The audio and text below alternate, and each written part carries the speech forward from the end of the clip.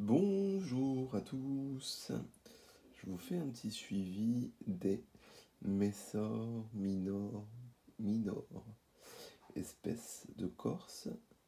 Donc je vous fais un petit suivi, n'hésitez pas à me dire, j'ai essayé de faire quelque chose pour le son. J'espère que dans cette vidéo le son sera meilleur. Donc je vous fais un petit suivi parce que ça a bien évolué. Là j'ai plein de nouvelles ouvrières pour cette espèce et c'est vraiment sympa comme tout. Essayez de pas bouger. La gine a bien la tête bien rouge. Et bientôt, je vous présenterai une de ses cousines, Messor minor Hesperius, que j'ai déjà élevé, que j'ai adoré, qui me manquait et que j'ai repris. Donc je vous montrerai un petit peu la différence entre les deux espèces.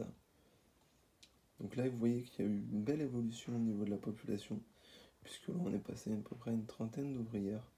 Il y a un beau couvain. Et effectivement, c'est bien parti, il y a plein de nouvelles ouvrières, on le voit avec la tête qui est un peu jaune, qui n'est pas encore tout à fait rouge. On voit qu'il y a pas mal de naissances. Là, il y en a une qui est vraiment toute jeune, puisqu'elle est encore limite transparente. Donc voilà. Et elles se développent bien, elles poussent bien dans leur petit setup, avec de la nourriture, graines. Pissenlit, hein, elles adorent ça, puisque c'est une jeune fondation. Également quelques graines à demi et ça passe. Donc voilà, c'était pour vous faire un petit suivi de l'espèce. Elles aiment bien les insectes. Et elles mangent facilement les insectes comparé à d'autres comme Capitatus au début qui est pas très fan. Même Barbarus en petite fondation, elles en mangent mais elles sont pas non plus très fans. Mais là en tout cas ça se développe. Pas de souci particulier. Elles ont mis du temps à s'adapter. Mais là elles se développent comme il faut. Vous voyez un peu la couleur des ouvrières. C'est vraiment une espèce que j'aime beaucoup. Je vais essayer d'avoir 3 espèces du même genre, c'est-à-dire que là j'ai Messor minor comme vous le voyez à l'écran. J'ai Messor minor Hesperius que j'ai récupéré il y a peu de temps, parce que je les ai récupérés cette semaine. C'est une colonie déjà bien avancée. Et je devrais recevoir, je les attends depuis le mois de novembre, parce qu'avec l'hiver et le confinement, je ne les ai toujours pas reçus. C'est Messor Aglycitatus, qui est une espèce qui provient d'Israël, d'Afrique, voilà, qui est plus grosse. C'est une espèce que j'ai hâte de recevoir et je vous ferai un petit peu un comparatif des trois pour que vous puissiez avoir vraiment un point de vue clair par rapport à ce que vous préférez et ce que je préfère moi. Voilà, c'était vraiment un petit suivi rapide du dimanche pour vous montrer un petit peu.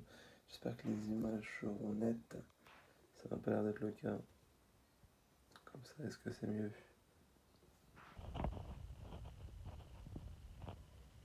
J'essaie de travailler le son sur cette image, sur cette vidéo. J'espère que ça rendra bien. C'est le but.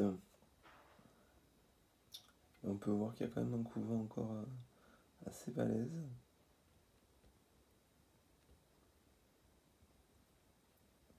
J'espère réussir à les faire croître rapidement.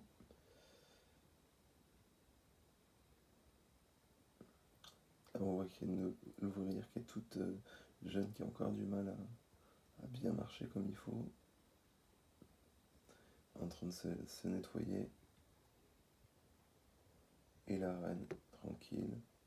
Alors, c'est comme toutes les messeurs, hein, elles stressent à la lumière, mais j'ai quand même l'impression qu'elles sont moins flippées que Barbarus ou Capitatus, ou quand on les met à la lumière, surtout qu'elles sont encore dans le noir avec un filtre. Quand la colonie va se développer après, elles seront à la lumière. Mais voilà quoi. Et j'ai bouché donc le tube, j'ai réussi l'entrée avec un bouchon, avec un petit trou. Je sais pas si vous pouvez voir. Je vais bouger un peu ça. Voilà, ça permet de réduire un peu le trou d'entrée du nid. Voilà. Bah voilà pour moi. Hop. Quelques petits plans sur la reine.